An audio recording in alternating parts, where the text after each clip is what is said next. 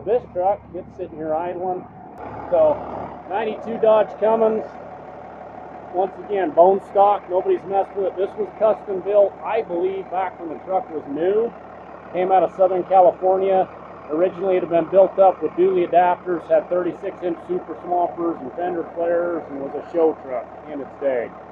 This is one of the original SEMA trucks, I bet. It would be. It would be that kind of thing. A friend of mine found this at an auction in California. It had actually been insurance totaled, and you can see the damage on the fender right here. He put a bumper, a grill, and a radiator in it and drove it home from California, and that's been, I've had this for probably 6 or 7 years, so that's been probably 15 plus years ago. Right. So we're going to jump in this and drive around with the rest of this stuff. It's got a Banks power pack on it, Banks gauges, runs great. The last time I drove it out on the road, it had cold AC and working cruise control. I did just have a mess up though last night with the friend that I had it at his shop, and we didn't get the hood latch pulling it home, so it, but I've got lots of spares. So you got lots of spare hoods here, so that can be fixed.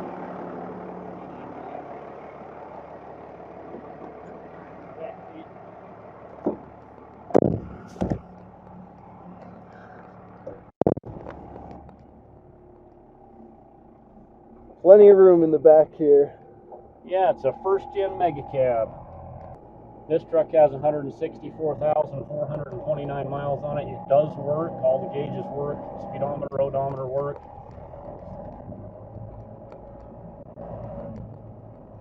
This truck right here to the right, and we might want to open that. Here, let me just spool your window down. We won't go all the way down so you don't get cold. All the heater does work in this. So that's another 92 extended cab, 5-speed. Had an NB 4500 swap done in it in about 95. It's also got a US gear splitter in it. Originally the truck was 410 gears, and I traded out the axles for a set of 307 geared axles out of an 8990. So they're actually called Dana 61s and 71s. And the idea being is when we're all done, it'll be a crew cab. It'll be really high gears with double overdrive. Go down the freeway at 80 miles an hour. I haven't done the math, but turning about 1600 RPM. And I'm going to run tall 19.5 wheels on it. I've got a set of 1965 Ford 19.5 stock wheels that I've saved for it. They came off a crew cab short bed Ford. So there's a blue 85 crew cab. That's like mine. Is that an Air Force truck? It is. Yep. I've got 3 Air Force trucks. And then we'll kind of make the circle around here, and then we'll head on out back to the real pile, because this is just kind of the sampling decoy. this is just the stuff up front, so that people drive by and say, "Oh, you've got a few trucks," and then I say, "If you only knew." Right. So I just brought home that black Dodge as a donor. 5th gear's out on it, but it's a 94, 354 gears, 5-speed. That white Ford's an 02. I bought it with a blown up engine, and we're gonna do a Cummins swap in it. Oh, sweet. The old brown Chevy, I don't know why I have it, other than it's got a Dana 60 front axle. But you know, everybody's got to have some inventory, and I've got too much. You can't have too much. You've got the space for it. That's what matters. That blue, back up here just a little bit.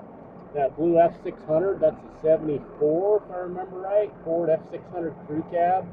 What's this screw here? That's a 76, that's 78? A 74, if I remember right. I've got the title on it in the house. It's actually got a turboed, big block Chrysler V8 gas engine in it. In fact, say that again. Say that. Okay. Well, let's get out and look at it. Okay.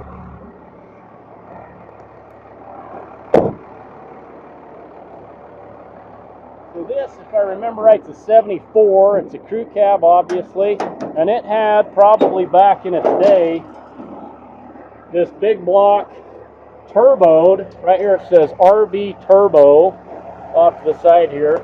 This runs. I've had it running. I have to run the numbers on it and see just what size it is. I mean, I'm hoping it's a 440, but it might be like a 413 or one of the others. Runs smooth. It was obviously converted into this truck way back when, like way back when. And then the truck's got a 4-speed, had a manual shift divorce splitter box that has been removed. Anyway, so I'm not sure where we're going to end up with this, but that is unusual. I've never seen such a thing as that. And that's how you bought it? That's how I bought it, and that appears to be a factory setup, but obviously not for this truck originally. Right. So we'll see what we can get going with it.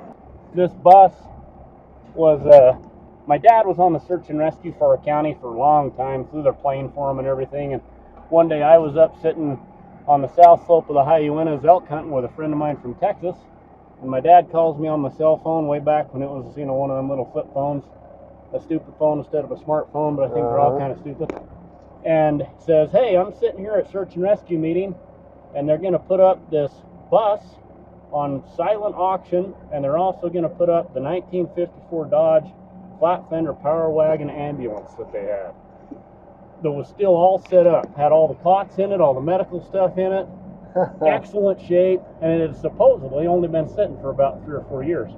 So I'm sitting there, you know, watching the beautiful day, hunting for elk, had with some good friends, perfect kind of day, on my cell phone, and he's asking me, well, what do you want to bid on them? And I said, well, Bert Smith up at Smith & Edwards in Ogden, who was a good friend of my dad, he always told me, when you're going to bid on something, never bid an even number. Because a lot of people will bid an even number. If you bid just $1 over that, then you get it.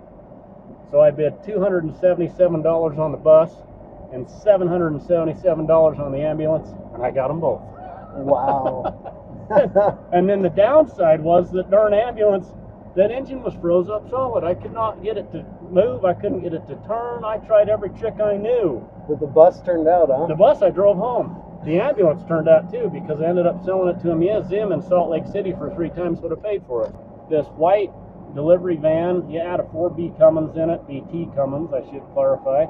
It got put in a 74 Ford half-ton little step-size street rod truck by a good friend of mine over the mountain. And now I use it for storage parts, so it's got tons of Cummins stuff in it. See if we can zoom that window on down. We got crew cabs. I've got, if I remember right, 7 Dodge crew cabs. 2 of them are already Cummins. The one we're in, and this red one up here to the right, it's a 92. People will argue with me on that one because it is original sticker. We'll get out and look at it too, but it's original sticker, original paint, 92 crew cab Cummins 5-speed long bed 4-wheel drive. Now, what I think happened there is that it would have been ordered from a dealership and then came from Dodge, went to a custom shop, got built into a crew cab using an 85 or older cab, and then delivered to the dealership for the customer. That's the story So it's titled as a 92? It is. Okay. It is titled as a 92, 165,000 original miles, 5-speed. It was originally 410 gears and a dually, and I don't like either dualies or 410 gears. So I sold the front axle out of it because I've got plenty of 354 geared single wheel axles to roll in it. It does need a tranny rebuild, but it's all there. So, 92 Dodge Cummins. So, 92 Cummins, 100 and we'll have to look, about a 65,000 mile original truck, 5-speed. The guy I got it from, and I've had it for years, the engine's sitting tipped because the transmission started to give him bearing noise, like they do, and him being an intelligent fellow decided to take it out and fix it before it blew up. So he started to take it out and then never got around to it. Sounds kind of like me in a lot of my projects. So it's still in there, transmission transfer case, but he had the mount undone. He had it sitting, you know, it was ready to, almost ready to come out. I actually put several bolts back in it so that I could load it on my trailer and haul it home. What transmission's in it? Getrag. Okay. Yep. So. And it looks like HX35, a little upgrade on the turbo. Yep. So,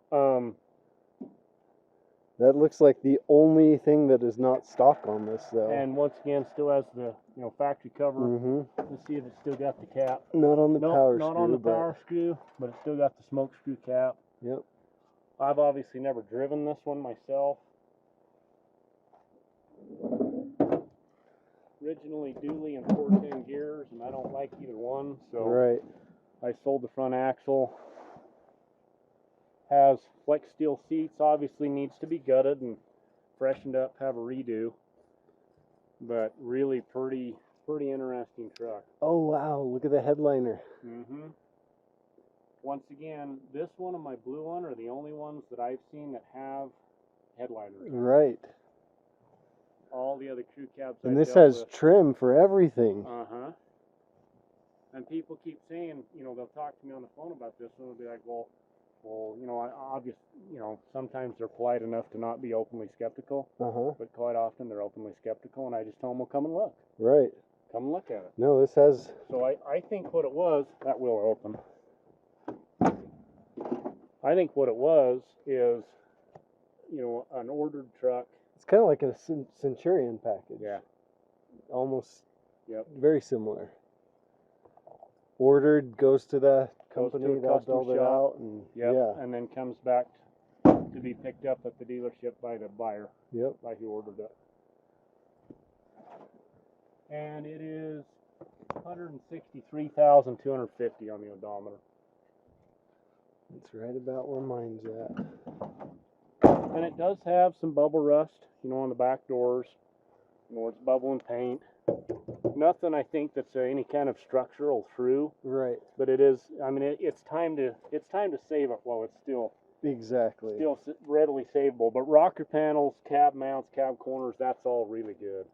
Yep. Frame's really good. And it has, you know, see there a thing. It was. Is that a heavier frame than?